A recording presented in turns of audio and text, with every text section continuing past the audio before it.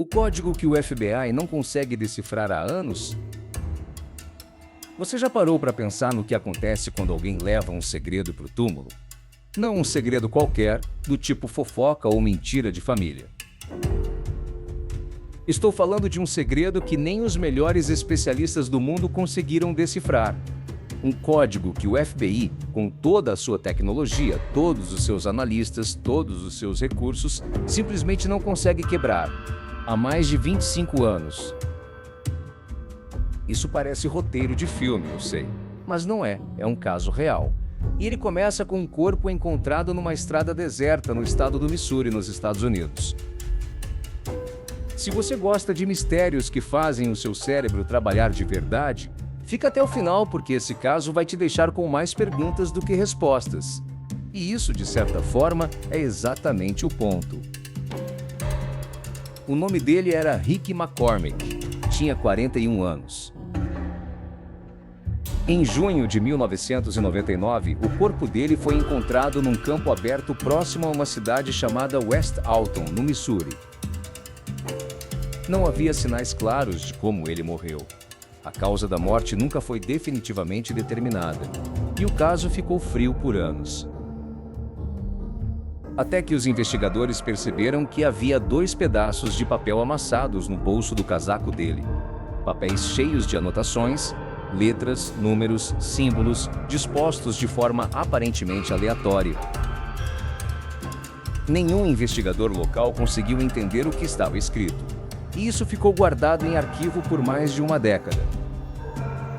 Foi só em 2011 que o FBI decidiu tornar o caso público, pedindo ajuda a qualquer pessoa no mundo capaz de decifrar aquelas mensagens.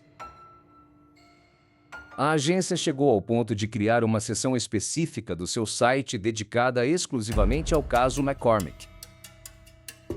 Eles queriam que criptógrafos amadores, linguistas, pesquisadores independentes, qualquer um com talento para esse tipo de coisa, tentasse resolver o que os profissionais não conseguiam. E aqui está o que quase ninguém percebe: o FBI não faz isso. A agência raramente abre casos ativos ao público.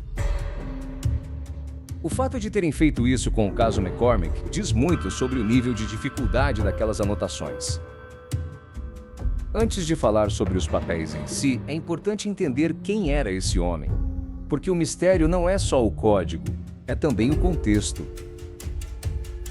Rick McCormick era um homem de baixa renda, com histórico criminal, que não tinha carro próprio e dependia de outras pessoas para se locomover. Testemunhas disseram que ele foi visto pela última vez vivo numa área conhecida como St. Louis, a mais de 30 quilômetros de onde o corpo foi encontrado.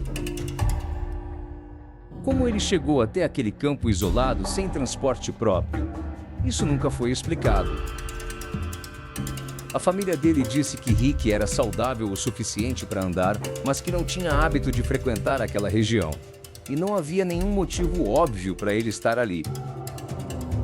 Agora, sobre o código.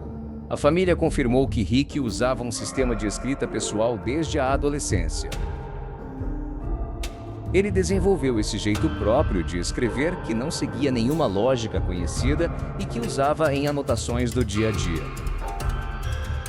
A mãe dele disse que ele escrevia assim por anos, mas ninguém da família conseguia entender o que significava. E aqui fica realmente interessante. Se o código era algo que ele usava normalmente, qual era o propósito? Ele só queria privacidade? Estava escondendo algo de alguém específico? Ou tinha alguma condição cognitiva que fazia ele processar e registrar informações de forma diferente? Nenhuma dessas perguntas tem resposta definitiva. Os 2 pedaços de papel encontrados no bolso de Rick são o centro de tudo. Eles contêm sequências que parecem ser uma mistura de letras maiúsculas e minúsculas, números e símbolos que não seguem nenhum padrão alfabético ou numérico conhecido. Exemplos reais do que aparece nos papéis incluem sequências como EXOR LX, seguidas de números, seguidas de mais letras, sem nenhum padrão visível. Há agrupamentos que parecem formar palavras ou expressões, mas que não correspondem a nenhuma língua conhecida. Especialistas em criptografia analisaram os papéis e chegaram a algumas conclusões preliminares. Primeiro, o texto não parece ser uma cifra simples, daquelas em que cada letra é substituída por outra.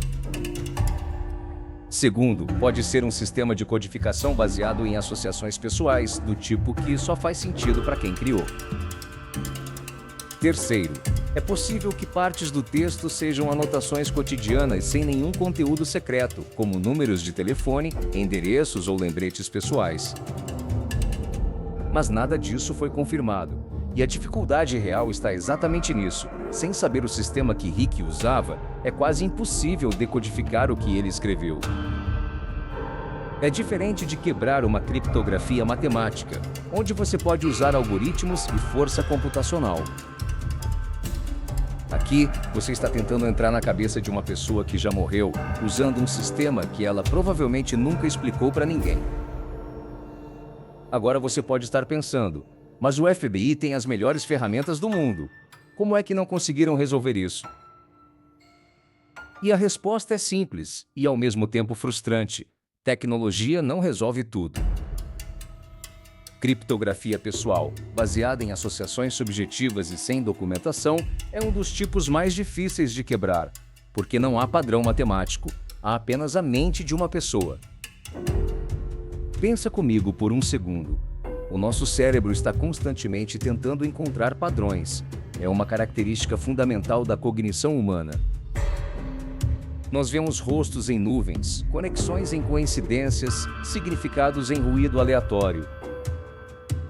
Quando pesquisadores olham para os papéis de McCormick, esse instinto de encontrar padrões entra em overdrive. É fácil cair na armadilha de ver conexões que não existem, ou de ignorar conexões reais porque o seu cérebro está buscando algo mais complexo do que o que está ali. Isso é chamado de apofenia, a tendência de perceber conexões significativas entre coisas não relacionadas. E ela afeta tanto amadores quanto profissionais. Vários pesquisadores ao longo dos anos afirmaram ter decifrado partes do código de McCormick. Até agora, nenhuma solução foi validada. Há também outro fator psicológico em jogo aqui, a fascinação com o desconhecido. Casos como o de McCormick atraem atenção não apenas pelo mistério em si, mas pelo que o mistério representa. A ideia de que existe uma verdade ali escondida, acessível, mas ainda inacessível, é poderosa. É a mesma lógica que faz pessoas passarem horas em escape rooms ou resolvendo palavras cruzadas. A diferença é que aqui a aposta é real. Há uma possibilidade genuína de que aqueles papéis contenham informações sobre o que aconteceu com Rick McCormick. E essa possibilidade mantém o caso vivo. O caso McCormick também expõe algo que poucos falam sobre investigações criminais: a limitação dos recursos e do tempo. Quando o corpo de Rick foi encontrado em 1999, a investigação inicial foi conduzida localmente. O caso ficou sem resolução. Na época, a tecnologia de análise forense era diferente, os recursos eram mais limitados, e sem uma causa de morte clara, o caso acabou sendo arquivado. Foi só 12 anos depois, em 2011, que o FBI assumiu o caso e decidiu torná-lo público. 12 anos. Imagine quantas evidências podem se perder nesse tempo. Quantas testemunhas deixam de ser localizadas, quantas memórias se desvanecem. Isso não é crítica direta às forças policiais locais. É uma realidade do sistema. Recursos são finitos, casos se acumulam e prioridades mudam. Casos frios existem aos milhares nos Estados Unidos e no mundo inteiro. O de McCormick ganhou atenção porque tinha esse elemento adicional, o código misterioso, que o tornava único. E aqui está uma informação que poucas pessoas conhecem. O FBI tem uma unidade específica chamada Cryptanalysis and Racketeering Records Unit, que é responsável por analisar mensagens codificadas em casos criminais. Essa unidade já decifrou códigos usados por gangues, por traficantes, por organizações criminosas sofisticadas. e nenhum deles conseguiu resolver o código de McCormick. Ao longo dos anos, o caso gerou diversas teorias. Algumas são plausíveis, outras são claramente especulativas, mas todas elas mostram como o mistério captura a imaginação das pessoas. A teoria mais simples é também a mais frustrante. Os papéis não contêm nenhuma informação sobre a morte de Rick. São apenas anotações pessoais sem relação com o crime. Se isso for verdade, o código pode nunca ser decifrado, e mesmo que seja, não vai revelar nada sobre o que aconteceu com ele. Outra teoria sugere que os papéis contêm informações sobre atividades ilegais nas quais Rick estava envolvido. Seja tráfico, seja algo relacionado a gangues, seja qualquer outra coisa. E que ele foi morto por pessoas que sabiam da existência dessas anotações e que tinham interesse em silenciá-lo. Há também quem acredite que o código é um sistema de escrita que Rick desenvolveu por razões puramente práticas, para registrar coisas sem que outras pessoas lessem. Uma forma de privacidade básica, sem nenhum conteúdo sinistro. E existe ainda a teoria mais sombria, que as respostas estão ali, nos papéis, e que alguém, em algum momento, vai conseguir decifrá-las. E que quando isso acontecer, o que vão encontrar vai mudar completamente a forma como o caso é entendido. Uma das coisas mais interessantes que o caso McCormick gerou foi uma comunidade ativa de pessoas dedicadas a resolver o mistério. Fóruns online, grupos em redes sociais, pesquisadores independentes.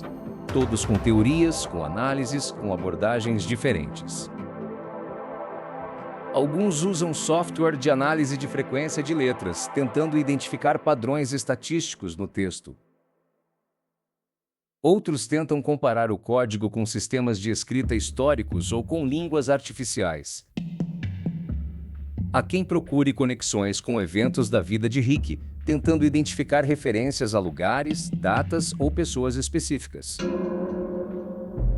Esse fenômeno de comunidades online se mobilizando para resolver mistérios reais é relativamente recente e, em alguns casos, funcionou. Crimes frios foram resolvidos por pessoas sem treinamento formal em investigação criminal, mas com tempo, dedicação e o conjunto certo de habilidades. No caso McCormick, até agora não funcionou, mas a comunidade continua ativa.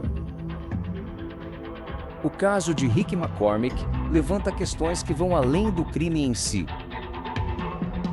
Questões sobre privacidade, sobre a natureza da comunicação, sobre os limites da tecnologia e da inteligência humana. Rick era um homem comum, sem recursos, sem influência. E, no entanto, ele criou algo que nem as mentes mais brilhantes do FBI conseguiram resolver.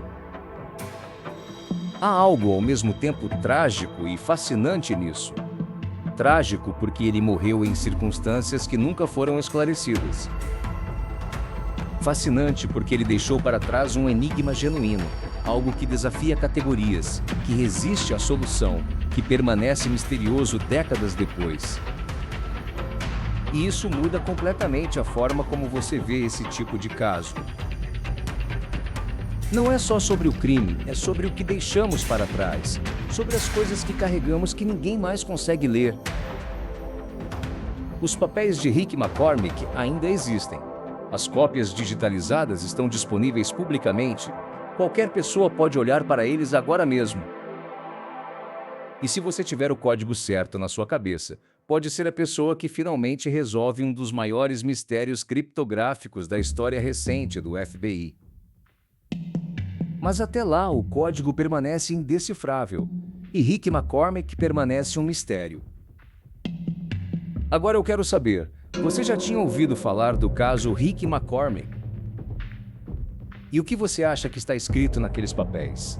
Comenta aqui embaixo, porque as teorias de quem assiste esse canal costumam ser melhores do que qualquer coisa que eu poderia inventar. E se você chegou até aqui, e se esse tipo de mistério faz o seu cérebro trabalhar, você já sabe o que fazer. Se inscreve no canal. Toda semana tem um caso novo, uma curiosidade nova, algo que vai te fazer ver o mundo de um jeito diferente. Até a próxima!